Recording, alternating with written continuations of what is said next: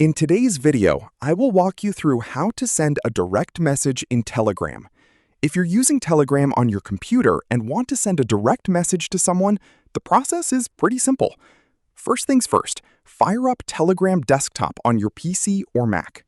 If you already know the person's username, the absolute fastest way is to head up to the search bar at the top left of the window, type in their username with the @ symbol, and hit enter. Their profile will pop right up in the global search results. Just click on it, and boom, you're looking at a direct private chat window with them.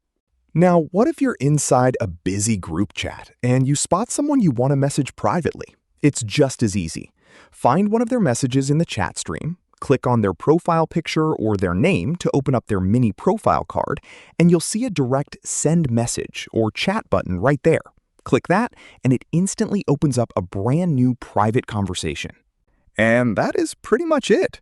Once the chat is open, you can send text, files, or voice notes, just like normal, completely out of sight from the rest of the group. It keeps things clean, saves you from public awkwardness, and takes zero effort once you know where to click.